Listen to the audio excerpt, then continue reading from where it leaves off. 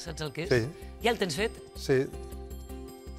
Per què m'ho dius? No, perquè em sembla interessant. No, perquè em sembla molt bé. Aquí també a la taula la Sílvia Tarragona diu que l'ha fet. Però fet testament vital no vol dir morir-se demà. Exacte. Com que em mirava així... No, perquè Exacte. ara pensava que potser em diries que no, perquè és aquest testament que un fa de dir, si jo m'arribo a trobar en aquesta situació d'incapacitació en què no puc prendre decisions, vull que passi això, no? Doncs està molt bé, és el tema que parlarem a continuació, perquè a partir d'ara, que vagi molt bé, Tomàs, fer aquest testament vital serà una mica més fàcil perquè es podrà registrar en hospitals, CAPs i també centres sociosanitaris. És una iniciativa que acaba d'aprovar el Parlament i que s'espera que estigui en marxa aquesta pròxima primavera, és a dir, que ja no caldrà passar per la notaria. En fi, comentem aquesta qüestió, com estem. Bona tarda. Bona tarda. Intentarem resoldre alguns temes que són importants. D'entrada, el pot fer tothom, el testament vital? Tothom que tingui 18 anys i que estigui bé en aquell moment. Persones sanes en aquell moment o que siguin... No cal ni que siguin més grans, poden ser també gent jove, sempre que tinguin 18 anys almenys. D'acord. Dèiem que Catalunya és una de les comunitats autònomes on es registren més testaments de tot l'Estat, concretament 14 per cada miler d'habitants i un 60% són dones. Maria Armas, notària, a veure, això és casualitat? Per què passa aquí això més? No sé dir-te per què passa aquí més, però sí que et puc dir que les dades que tenim aquí a Catalunya, de fet, s'han duplicat en els darrers anys el número de testaments vitals que estem fent a notaries. Especialment, jo el fet que he vist més rellevant per aquest canvi ha estat la llei de l'eutanàsia de 2021. Aquesta llei orgànica, com és molt polèmica, va ser molt polèmica el tema de l'eutanàsia, jo crec que socialment es va sentir molt el tema del testament vital i el tema de poder fer, mitjançant el testament vital, la sol·licitud després, en el cas d'estar malament, d'una eutanàsia, i per això s'ha fet tan popular ara i tan conegut. Clar. Per què serveix exactament un testament vital? A veure, el testament vital serveix per moltes coses. La idea és donar instruccions al metge pel dia de demà quan no estiguem bé. Pel metge, Directament pel metge? Sí, és pel metge, bàsicament. Quan estiguis en una situació, sobretot, jo crec que és més interessant quan estiguis pensant en una situació que no puguis expressar la teva voluntat. Llavors, pots designar un representant, per exemple, que faci els tràmits en nom teu, pugui escollir els tractaments mèdics d'entre els que proposin, òbviament, els metges, no els que ell vulgui. I també pots decidir, per exemple, el tema de l'eutanàsia, dir, oye, vull iniciar aquest tràmit si jo no estic bé del cap en aquell moment o no puc expressar la meva voluntat, deixar-ho allà per escrit i que es pugui iniciar llavors. Clar, fins ara dèiem que aquí està el canvi, i per això en parlem avui, s'havia de fer en presència d'un notari.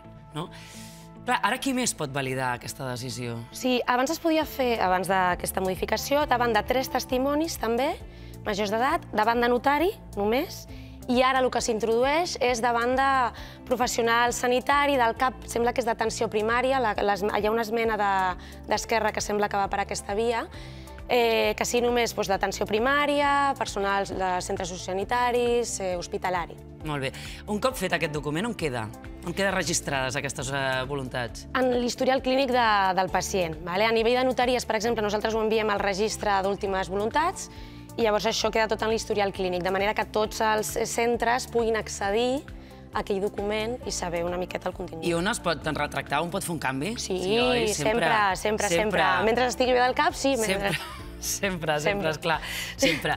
Un cop, mira, resolts aquests dubtes, si et sembla, Maria, acompanya'm a taula que compartirem amb els companys col·laboradors i també amb en Marc Ferragut.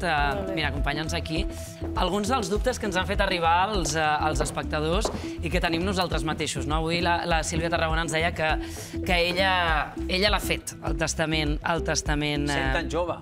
No hi ha edat, no, per fer això? No és una qüestió d'edat. És que no és una qüestió d'edat, de fet, és millor fer-ho abans quan estàs bé. Millor, no? Clar, el vaig fer als 44. Clar, però aquí hi ha una cosa que és, clar, és parlar, has de fer un diàleg directament pràcticament amb la mort. No, vull dir, no amb la mort, però jo penso, ara, Agnès, és que has d'anar a buscar molt al fons, és a dir, què voldràs? Clar, t'has de posar en una situació on normalment no ens hi posem. Saps què passa? Agnès, en el meu cas va ser a partir de la mort dels meus pares. És a dir, jo vaig veure el que van patir els meus pares. Desgraciadament, tant ell com ella van patir molt. i va ser per ells, evidentment, un horror, però per mi va ser tan traumàtic que jo vaig tenir clar que no volia fer passar a ningú que estimo per aquest moment i que no volia per mi estar en una situació en la que jo no podia decidir per la meva vida i no podia ser una persona que, d'alguna manera... Jo això ho entenc, Sílvia, però has de decidir... Però mira que ens aferrem a la vida, eh? No, però això jo ho entenc. Però tu has de decidir, perdó, que tinc una alarma que no sé apagar, ha sonat diverses vegades, ja no la sé apagar, és, en quin cas? És a dir, tinc un accident, porto un mes i els metges diuen és que no tornarà. Exacte. T'has de situar en diverses casuístiques. No, t'has d'imaginar diverses casuístiques. A veure, no és tan immediat, el de l'eutanèsia. És un procediment que no és tan fàcil. O sigui, has de fer 2 sol·licituds, o sigui, està molt... Protocolitzat. Pautat i protocolitzat, exacte. O sigui, que tampoc és dir, oi, sí que l'eutanàsia i ja està. No és... O sigui, hi ha un procediment que protegeix precisament tota aquesta situació. Tribunal de metges, sí, em sembla que també hi ha, sí, o sigui... És a dir, pots arribar a aquest nivell de detall, no? És a dir, clar. Sí. Bueno, i a més en el testament vital és que a més o sigui, la major part de la gent ve moltes vegades pel que deia la Sílvia, precisament per parents que han tingut pares, mares, en situacions d'aquest tipus. Sí, però també pots incloure altres coses, com, per exemple, donacions d'òrgans, si vols o no, temes de... Nosaltres a notaria sempre, per exemple, incluïm també el ritus funerari, si vols ser incinerat, si vols ser enterrat. Si vols que les teves cendres... Per exemple, jo he deixat escrit alguna cosa molt personal, no? Que és un tema que parlarem d'aquí una estoneta, no? És a dir, jo sé perfectament què vull que passi amb les meves cendres. Amb qui estigui les meves cendres, saps? Aleshores, això també ho he deixat per escrit. Però, per exemple, i això la Maria segur que s'hi troba cada dia, fins i tot en aquest moment, quan tu no ets tu, quan ja desgraciadament no hi ha una capacitat de voluntat cognitiva o una voluntat cognitiva, tu també has de saber a la persona a qui li encarregues aquesta feina. I que aquesta persona sigui una persona justa, sigui una persona que respecti el que tu vols i de confiança, que no és fàcil. I que t'estimi. I que t'estimi, efectivament. I que estigui bé en el moment que toqui. Efectivament. I què passa si no? Clar, no, és que és el problema. Si no, a l'última instància el metge que et porta, diguem-ne, té la responsabilitat i podria iniciar, em sembla, també el procediment de l'eutanàsia. En aquest cas de l'eutanàsia. Perquè tu no pots anar fent una banqueta de, diguem-ne, persones responsables. Bueno, pots, no. Estaria bé.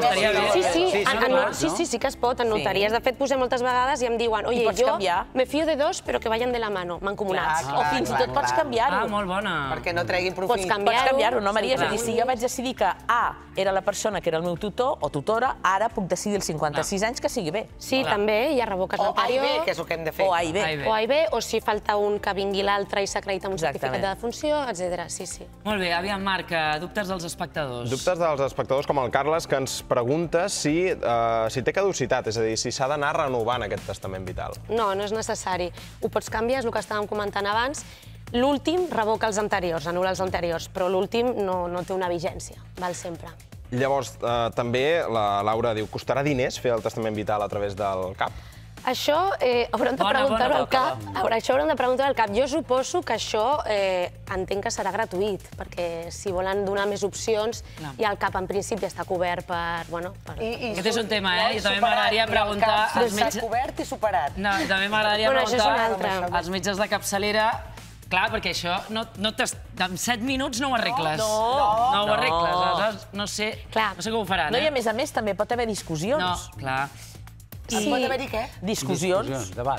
No, clar, suposo que has d'anar amb la feina una mica feta. Clar. Perquè això, Maria, hi ha un formulari, és a dir, hi ha un document mare a partir del qual tu ja pots anar, que et convida a pensar en determinades situacions, o és una parrafada que tu comences, mira, hola, jo, Agnès Marquesa, data d'avui, desitjo que ho signo, ho presento a la notaria i ja està. No, o sigui, depèn de com ho facis, no? Si ho fas en notaria, el notari normalment ho redacta com tu vols, o si no té els seus models, cadascun tenim els nostres, que anem, a més, canviant conforme van passant coses, perquè alguna persona em diu, oye, pues yo quería poner esto también de vivir, por ejemplo, en mi casa hasta el final de mis días, per exemple.